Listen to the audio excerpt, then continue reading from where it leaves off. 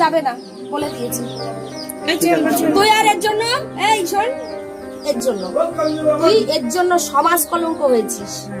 তুই একটা হিন্দু ছেলে হয়ে একটা মুসলিম ঘরের মেয়ে নিয়ে নিজের জায়গা নষ্ট করেছিস। কত বড় অন্যায় করেছিস। তোর তো শাস্তি হওয়াই দরকার। এটাই তোর শাস্তি, যে ভালোবেসেছিস, ভালোবেসে এই পরিস্থিতি তোকে হবে। অমুসলিমের সাথে আপনার কিসের প্রেমের সম্পর্ক? একটা চট দিয়ে দাঁত ফেলে দাও দরকার মেয়ে।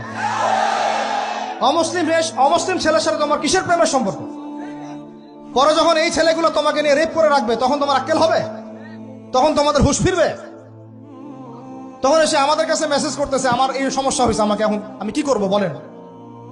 আমাদের ওয়াইফদের কাছে মেসেজ করে, এরকম এরকম হয়েছে আমার সাথে, আমরা কি করব বলেন। তো তোমাকে কে যাইতে বলছো এই ছেলের কাছে? তুমি তোমার ইজ্জত ওখানে, তুমি তোমার পায়জামা কিভাবে খুললা সেখানে?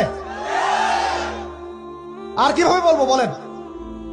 তুমি একজন মুসলিম ঘরের মেয়ে, তোমার ইজ্জতের দাম নাই, তোমার সম্মানের দাম নাই, তোমার ইজ্জত আবরুর দাম নাই। তুমি কেমন করে নগ্ন হয়ে বাইরে ঘুরতে পারো? তুমি কেমন করে একটা অমুসলিম ছেলের সাথে প্রেমের সম্পর্ক করতে পারো?